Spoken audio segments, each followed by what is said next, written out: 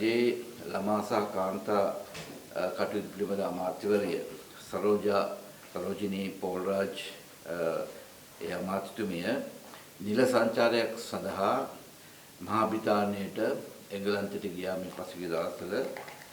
එහෙම කියලා ඊටාම බරපතල ප්‍රකාශයක් කළා.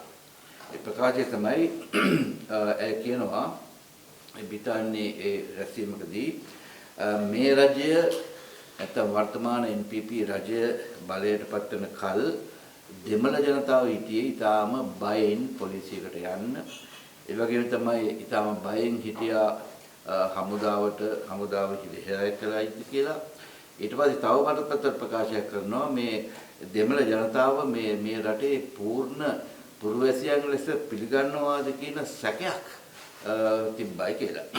ඉතින් මම හිතන්නේ ඒක මේ එයා කියනවා නමුත් මේ රජයට පස්සේ ඒ තත්ත්වය සම්පූර්ණයෙන්ම වෙනස් කියලා. ඒක ඊටාම බරපතල ප්‍රකාශයක්.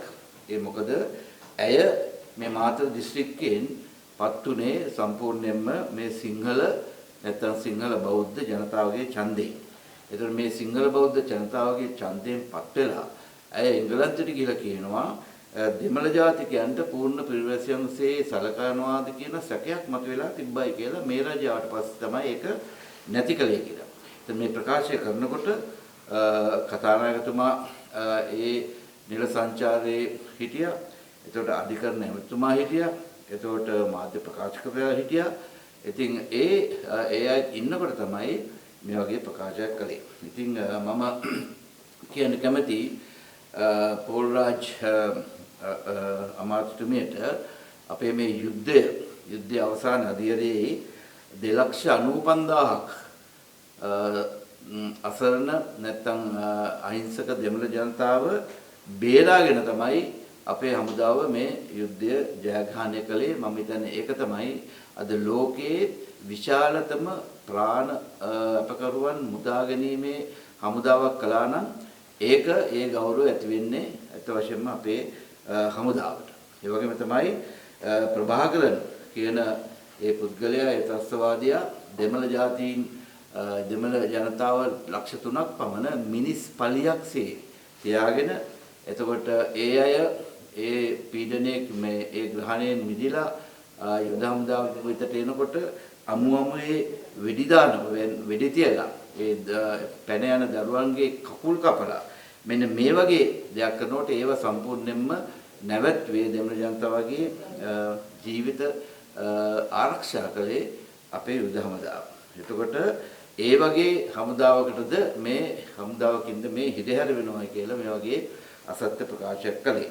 ඒ වගේම තමයි මම අහන්න කැමති සරෝජිනී අමාත්‍යතුමියගෙන් කවදාකවත් ඒ අමාත්‍යතුමිය උතුරේ ජනතාව උතුරේ තමන්ගේ අය කියන දෙමළ ජනතාවට රුධිරය පරිත්‍යාග කරලා තියනවාද කියලා. ලේ දීලා තියනවා කියලා. අදටත් මම හිතන්නේ බොහෝ අවස්ථාවල උතුරේ ලේ බැංකුවල ලේ අඩු වුණාම අත්ත වශයෙන්ම ලේ දන් දෙන්නේ අපේ පොලිසිය සහ හමුදාවේ පුද්ගලයන්. මොකද වෙල්ලාල කියන කුලේ අය උසස් කුලේ අය බොහෝ විට ඒ ලේ දන් දෙන්නේ නැහැ. මොකද ඒගොල්ලන්ට බයයි පහත්යයි කියන කුලවල එන අයට ඒ ලේ මිශ්‍ර වෙන නිසා.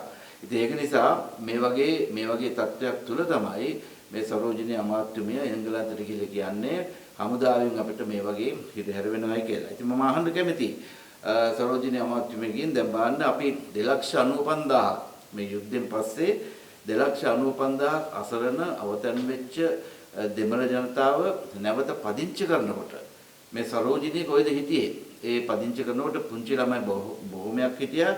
එක කුඩා දරුවෙක්ට යෝගට් එකක් අරගෙන ආවද මේ ඇමතිවරයා. ඒ වගේම තමයි අපි ගෙවල් 8000කට වඩා හදලා තියෙනවා හමුදාවේ අයගේ සල්ලි වලින්. එක උළු කැටයක් ප්‍රත්‍යාග කරන්න සරෝජිනී අමාත්‍යතුමිය ආවද.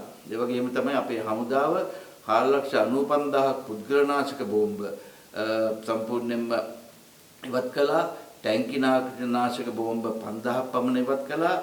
මේවා කරනකොට ඒ සොල්දාදුවෙක්ට ප්ලේන් එකක්වත් දෙන්න මේ සරෝජිනී අමාත්‍යතුමිය ආවද කියලා මම අහනවා. ඉතින් එහෙම නැති කෙනෙක්ට පුළුවන් ද තාමත් අයිතියක් තියනවද දෙමළ ජනතාවගේ සුබ සාධනය ගැන කතා කරන්න? ඒක නිසා සිංහල ජනතාවගේ ඡන්දෙන් ඇවිල්ලා මේ දෙමළ අයට මේ රටේ පූර්ණ පුරවැසිකමක් තියෙනවද කියලා සැකයක් මතුවෙනවා කියලා ඒ වගේ බරපතල ප්‍රකාශයක් කිරීම මම හිතන්නේ ඊටාම කුහක සහ ගුණමකු ප්‍රකාශයක් ඇටියට තමයි සැලකන්නේ. වහාම ඉතිමිය පොලිසියෙන් සහ හමුදාවෙන් සමාව ගත යුතුයි කියලා තමයි මම මේ අවස්ථාවේ කියන්නේ. ඒ වගේම තමයි අන්තික තමයි යුද්ධ කාලේදී දෙමළ ජනතාවට යම් හිරිහැර වෙන්න ඇති. මොකද LTT ත්‍රස්තවාදීන් සියලු දෙනාම දෙමළ ජාතීන් නිසා. අපි දන්නවා දෙමළ ජාතීන් සියලු දෙනාම ත්‍රස්තවාදීන් නෙමෙයි. නමුත් ත්‍රස්තවාදීන් සියලු දෙනාම දෙමළ ජාතික නිසා ඇත්ත වශයෙන්ම ප්‍රශ්න කරනකොට නැත්තම් පොලිසියට ගියාම සැකෙන් බලන එකේ ඒකේ කිසිම ප්‍රශ්නයක් නැහැ. මොකද එහෙම කියන්නේ අපි දන්නවා 87 89 කාලයේදී සම්පූර්ණයෙන්ම පීඩාවට පත්ුනේ සිංහල බෞද්ධ ජනයා. මේ ත්‍රිවිධ හමුදාන් සහ පොලිසිය ටයර් ශාලාවල ගිනි තිබ්බේ දරසෑවල මැරුණේ සිංහල බෞද්ධ ජනතාව. ඉතින් මේකට මේ ජාතිවාදී ස්වරූපයක් ආරෝපණය කරන්න නරකයි. ඒ ත්‍රස්තවාදයේ නැත්තම් ඒ තිබ්බ තත්ත්වය අනුව තමයි ඒ වගේ තත්ත්වයක් උදා වෙන්නේ. ඒක නිසා මේ වගේ ප්‍රකාශයක් කිරීම ගැන සරෝජිනී මම ඉස්සෙල්ලා කිව්වා වගේ පොලිසියෙන් සහ ත්‍රිවිධ හමුදාවෙන් සමාව ගත යුතුයි. අපි දන්නවා දෙමළ දේශපාලකයෝ. ඉතින් අපි එහෙමනම් කියන්න පුළුවන් දෙමළ දේශපාලකතුන් බය හිටියා. මොකද සම්පූර්ණයෙන්ම ඊටාම මධ්‍යස්ථයි කියන දෙමළ දේශපාලකයෝ සියල්ලක්ම ඝාතනය කළේ මේ දෙමළ ත්‍රස්තවාදී. දෙමළ ජාතික ප්‍රභාකරන් නීලන් තිරුචෙල්ලුම මරා දැම්මා. කුමා පොන්නම්බලම් මරා දැම්මා. අමෘතලිංගම් නම්තුමා මරා දැම්මා. ඒ වගේ ගෞරව කරන ලක්ෂ්මන් කදිරගාමන් මරා දැම්මා. එතකොට ඒ වගේම තමයි LTT කියන්නේ දෙමළ ජාතීන්ගේ එකම නියෝජිතය හැටියට සම්බන්ධුනේ නැත්නම් සුමන්දුනේ හිටපු ද්‍රවිඩ අමාත්‍යවරු පැහැදිලිව ප්‍රකාශ කළා තියෙනවා. ඉතින් එහෙමනම් මේ දෙමළ ජාතික නැත්නම් දෙමළ ජාතික ප්‍රභාකරන් තමයි දෙමළ දරුවන්ගේ අධ්‍යාපනය සම්පූර්ණයෙන්ම වැළැක්වුවේ. ඒ වගේම තමයි ළමා සල්දු අද්දෝ හැටුවට බඳවාගෙන මරණයට දැක්ුවේ. ඒ වගේම තමයි විදුහල් ඒ වලට පාසල් වලින් ළමයි නිදහස් කෙරේ නැත්තම් ගෙදරට ගිහිල්ලා ඒ විදුහල්පතිවරු ඝාතනය කළේ. හමුදාව තමයි ඒ අය බේරගත්තේ. එහෙමනම් දෙමළ ජාතියට මං හිතන්නේ වැඩිපුරම හිංසා කළේ පොලිසියවත් හමුදාවත් නෙමේ දෙමළ ජාතික ත්‍රස්තවාදීන් කියන එක මම කියා සිටින්න ඕනේ. ඒ වගේම තමයි මේ ප්‍රකාශය කළේ එංගලන්තේ. අපි දන්නවා එංගලන්තේ තමයි ඇලේලා බාලසිංගම් කියන මේ කාන්තා මරාගෙන මරන කාන්තාවන් සම්පූර්ණයෙන්ම පුහුණු කරලා සයනයිඩ් කරලා බෙල්ලේ ඉල්ලපු ඇදලා බාලසිංහ තාමත් ඉන්නේ එංගලන්තේ. ඉතින් ඒක නිසා නැවතවරක් මම අහන්නේ අද ළමා සහ කාන්තා කටයුතු බාරව සිටින සරෝජිනී පෝල්රාජ් අමාත්‍යතුමිය එදා කාන්තාවන්ගේ බෙල්ලේ සයනයිඩ් කරලා ඉල්ලනකොට ඇදලා බාලසිංහම් එතුමිය කොහෙද කියලා නැවතවරක් අහන්න ඕනේ. ඒ වගේම තමයි ළමයි 3000ක් පමණ බඳවාගෙන මේ යුද පිටියට කැනන් ෆොඩ එකක් ඒ කියන්නේ මරාගෙන මැරෙන මෙහෙයුම් වලට යොදාගත්ත වෙලාවේදී කොහෙද හිටියේ කියලා තමයි අහන්නේ. ඒකින්ද ඇත්ත වශයෙන්ම සරෝජිනී අමාත්‍යවරිය මේ වගේ ප්‍රකාශයක් කිරීම ගැන ඇත්ත වශයෙන්ම ලැජ්ජා වේ යුතුයි. අපි දන්නවා ඇමරිකාව අපි දන්නවා එංගලන්තයේ තමයි LTT එක සම්පූර්ණයෙන් පෝෂණය කළේ. ඔවුන්ගේ ජාත්‍යන්තර මූලස්ථානය ඉන්ටර්නැෂනල් හෙඩ් ඔෆිස් එක සම්පූර්ණයෙන්ම තිබ්බේ එංගලන්තේ. ඒ වගේම තමයි ඇන්ටන් බාලසිංගම් න්‍යායාචාර්යවරයා LTT එකේ ඔහු බ්‍රිතාන්‍ය පුරවැසියෙක්. අදත් කොටින්ගේ LTT ගේ කොඩිය ලෙලදෙනවා එංගලන්තේ. ඒක වළක්වන්න එංගලන්තයේ කවදාකවත් මේ වළක්වන්න උත්සාහ ගන්නෑ. එතකොට ඒ වගේම තමයි අපි දන්නවා එංගලන්තයේ මේක කරන්නේ දෙමළ ඩයස්පෝරා බෙදුම්වාදී ඩයස්පෝරාවේ ඡන්ද නිසා.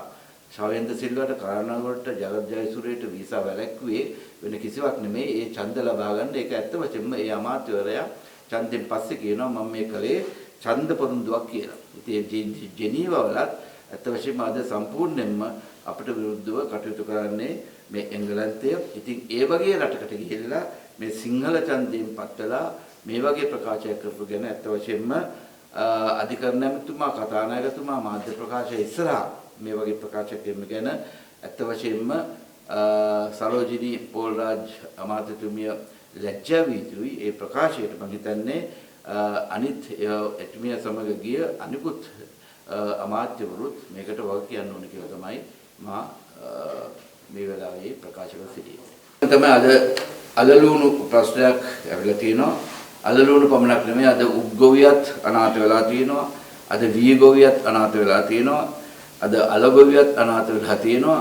අද ලුණු ගොවියත් අනාථ වෙලා තියෙනවා. ඊයේ පෙරේද වෙනකොට වට්ටක්කා ගොවියත් අද අන්ත අසරණ තත්ත්වයකට පත් වෙලා තියෙනවා. ඒ කියන්නේ සමස්ත කුචි කර්මාන්තයෙන්ම මේ දැවන්ත අර්බුදයකට පත් වෙලා තියෙනවා. ඉතින් මම හිතන්නේ මේ රජය කරන්නේ මේකෙන් ආනයන කරුවාව පෝසත් කිරීමක් තමයි කරන්නේ. බොහෝ අයට ඒකෙන් සමහරවිට ප්‍රතිලාභත් ලැබෙන්නේ නැති. එදා නාමල් කරුණාන්ත කියන අද ඉන්න නියෝජ්‍ය ඇමතිවරයා එදා ගොවියන් සභාවේ ඉතලා පස් කෑවේ නැති එක විතරයි වුනේ. ඉතින් එතෙක්ම ඒ වගේ අන්තයකට ගිහිල්ලා ගොවියන්ගේ පැත්තෙන් හිටගත්ත එක්කෙනාට අද ගොවියෝ ඉස්සරහට එන්න බෑ. මේ අත් වශයෙන් මේ බද්ද වැඩි කරන්නේ අස්වැන්න නෙලනකොට. අස්වැන්න නෙලනකොට මේ බද්ද වැඩි කිරීමේ කිසිම ප්‍රයෝජනයක් නැහැ.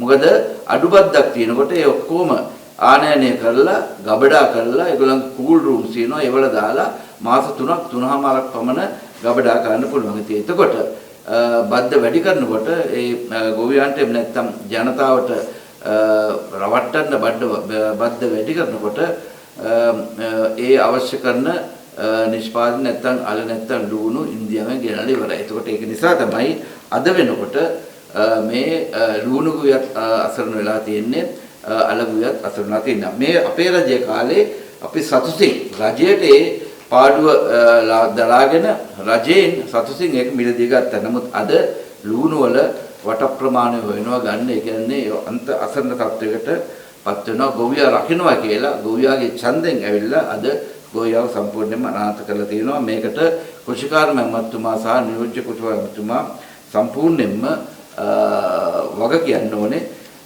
ඒකට ඔවුන්ට ඉදිරියට ගිහිල්ලා අත් වශයෙන්ම උත්තර දෙන්න ඕනේ. ඉතින් අපි දන්නවා ඊයේ අපි දැක්කා අයවැය කතාවේදී මේ භාණ්ඩාගාරයේ ට්‍රිලියන ගාණක් මුදල් තියනවා කියලා. එහෙමනම් ට්‍රිලියන ගාණක් මුදල් තියනවා නම් භාණ්ඩාගාරයේ ඇයි ඒ මුදලින් ඊටාම අඩු ප්‍රතිශතයක් වියදම් කරලා මේ අලලුණු අපේ දේශීය ගොවියාව ආරක්ෂා කරන්නේ නැත්තේ. ඉතින් අද වට්ටක්ක ගොවියන්ටත් අමාරුයි රුපියල් 20ටවත් කිලෝ එකක් දෙන්න බෑ කියලා මැසිවිලි නගිනවා. ඉතින් මේක සම්බන්ධයෙන් ඇත්තම හොඳම සැලසුම් කරලා තිබෙනවා. අපි දන්නවා කෘෂිකාර්ම නිලධාරීන් හැමතැනම ඉන්නවා. ඕන්ගෙන් පුළුවන් ගණනය කරලා කොච්චරක් මේවලට නිෂ්පාදනය වෙනවද, කොච්චරක් අස්වැන්න ගන්නවද, අපේ රටේ අවශ්‍යතාව මොකද්ද කියලා මේ බැලන්ස් එක පමණක් ආනයන කරන ගත්තා නම් මෙන්න මේ දේවල් වෙන්නේ නැහැ. ඉතින් වෙනත් හේතුන් නිසා ආනයන කරුවන් පෝසත් කරන මේ ක්‍රියාවලින් නිසා තමයි අද ලුණු සහ අලගොවියා සම්පූර්ණයෙන්ම අනාථ වෙලා තියෙන්නේ.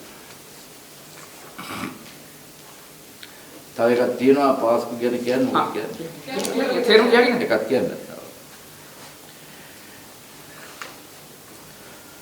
අපි දන්නවා පාස්කු ප්‍රහාරය සම්බන්ධයෙන් මෙතෙක් කල දැන් අවුරුදු 6ක් පමණ වෙනවා. ඒක පාස්කු ප්‍රහාරය අපේ රට ඒ ප්‍රහාරය ඇවිල්ලා 270කට අධික ප්‍රමාණයක් මිය ගියා. විදේශිකයන් 40ක් පමණ මිය ගියා. ඒකෙන් ඉන්නවා ඇමරිකානු ජාතිකයන් 5 දෙනෙක්. ඉතින් මෙතෙක් කල මේ කාර්යනිරතුමාවත් නොමග යවලා මෙතෙක් කල මේගොල්ලෝ ප්‍රකාශ කළේ මේක දේශපාලන කුමන්ත්‍රණයක්. මහමොලකරු තාමත් නිදැල්ලේ මේ වර්තමාන ජනාධිපතිතුමා මෙතවන්නේ ප්‍රකාශයේදී කිව්වා කතෝලිකයෝ සිටින කතෝලික ජනතාව සිටින ප්‍රදේශවලට කියලා කිව්වා අපි අනිවාර්යයෙන්ම මේ මහමොලකරු අත්අඩංගුවට ගන්නවා කියලා තමයි කිව්වේ. ඒක දේශපාලන කුමන්ත්‍රණයක් කියලා කිව්වා. ගෝඨාභය රාජපක්ෂ ජනාධිපති කරන්න කරපු දැඩි කුමන්ත්‍රණයක් කියලා කිව්වා. ඉතින් මේ සම්බන්ධයෙන් අපි දන්නවා ඒ දවස්වලත් අපි දන්නවා FBI එකේ Federal Bureau of Investigation FBI එකේ විශේෂ කණ්ඩායමක් පත් කළා මේ සම්බන්ධයෙන්. ඒ කණ්ඩායම මේ ලංකාවේ මම හිතන්නේ දින 80ක් පමණ හිටියා. ඒකේ ප්‍රධානියා තමයි රාජ් පටේල්. රාජ් පටේල් කියන ප්‍රධානියා ඇත්ත වශයෙන්ම නිකම් නිලධාරියෙක් නෙමෙයි. ඔහු ලොස් ඇන්ජලිස් දේශ සීමාවෙන් බැහැර කියන කණ්ඩායමේ ප්‍රධාන නඩු භාර නිලධාරියා. එතකොට ඒ විමර්ශන වාර්තාව ඇත්ත වශයෙන්ම ඇමරිකාවේ අධිකරණ පද්ධතිය තුලත් පිළිගැනීමකට ලක් වෙලා තියෙනවා. එතකොට ඒ පාස්කු විමර්ශනයට විමර්ශනයට අත් වශයෙන්ම රාජ් පටේල්ට විශිෂ්ටතම ජාත්‍යන්තර විමර්ශනයට හිමි සම්මානය පවා ලැබිලා තියෙනවා. ඒ කියන්නේ පාස්කු සම්බන්ධයෙන් එතුමා විසින් එතුමාගේ කණ්ඩායම ඇවිල්ලා මෙහෙ කරපු විමර්ශනයට විශිෂ්ටතම ජාත්‍යන්තර විමර්ශනයට හිමි සම්මානය ලැබුණා. ඒතර මේ රාජ් පටේල් කියන ඒ මහත්මයා ඇත්ත වශයෙන්ම ජෙරි විලියම්ස් කියන FBI එකේ අවුරුදු ගාණක් විමර්ශන කටයුතු සහභාගී වෙච්ච කාන්තාවක්. එයත් සමග තියෙන වැඩසටහනකදී ඉතා පැහැදිලිව ප්‍රකාශ කළ තිබ්බා මේ පාස්කු පහරයට කිසිම දේශපාලන සම්බන්ධයක් නැහැ. මේක සම්පූර්ණයෙන්ම ISIS කියන ත්‍රස්තවාදී සංවිධානය විසින් ඒ මානසිකත්වයෙන් ගොඩනගුණු ලංකාවේ හිටපු කණ්ඩායමක් තමයි ඒක කළේ කියලා. එතකොට ඒ ජෙරි විලියම්ස්ගේ The Untold Truth of Sri Lanka's Easter Sunday Massacre කියන ඒ වැඩසටහනේ මේක ඊටාම පැහැදිලිව සම්බන්ධ වෙලා තියෙනවා. ඉතින් එහෙනම් අපි අහන්නේ මේ රජයෙන් මේ ප්‍රකාශයට නැත්නම් මේ වැඩසටහනට මේ රාජ් පටේල්ගේ ප්‍රකාශයට මේ සම්පූර්ණයෙන්ම ISIS ප්‍රහාරයක් මේකට කිසිම දේශපාලන නැත්නම් කිසිම කුමන්ත්‍රණයක් තිබෙන්නේ නැහැ කියන ප්‍රකාශයට රජයේ ප්‍රතිචාරය මොකක්ද කියන එක තමයි අපි අහන්නේ. තාම ඔබතුමාලා මහමලුකරු හොයනවද? මහමලුකරු හොයනවා කියලා කියන්නේ මේ ප්‍රකාශය සම්පූර්ණයෙන්ම ප්‍රතික්ෂේප කිරීමක්. එසේ ප්‍රතික්ෂේප කරනවාද කියන එක තමයි මේ අවස්ථාවේ අපි අහන්නේ. මොකද ලොස් ඇන්ජලිස් අධිකරණය තා පැහැදිලිව කියලා තියෙනවා මොහමඩ් නෞෆර්, මොහමඩ් රිස්කින්, අහමඩ් මිල්වාන් හයාතු. ඒ හයාතු තමයි වවුනතිවල පොලිස් නිලධාරීන් දෙදෙනා ඝාතනය කළේ. ඔවුන් ත්‍රිදෙනාට ලොස් ඇන්ජලිස් නෝරත් උසාවියේ නඩු පවරලා තියෙනවා. ඔය කියලා තියෙනවා නෞෆර් තමයි සෙකන්ඩ් එමීර්. ඒ කියන්නේ මහමලකරුවන් දෙදෙනෙක් හිටියා, සහරාන් සහ නෞෆර්. අද නෞෆර් සහරාන් මිය ගියා. අද නෞෆර් තාමත් හිරේ. ඉතින් මේකට අමතරව තව මහමලකරෙක් ඉන්නවා කියලා නැවත වරක් පුන තවදුරටත් ජනතාව නැත්තම් ඒ වින්දිතයන් රවට්ටනවද? එහෙම රවට්ටනවා නම් ඒ රවට්ටුණා කියලා කියන්නේ රාජ් පටේල්ගේ වාර්තාව නැත්තම් ජෙරි විලියම්ස්ගේ වාර්තාව වැඩසටහන සම්පූර්ණ ප්‍රතික්ෂේප කිරීමක්. එසේ ප්‍රතික්ෂේප කරනවාද කියන එක මේ සම්බන්ධයෙන් ඔවුන්ගේ ප්‍රතිචාරය කුමක්ද කියන එක අපි දැනගන්න කැමතියි.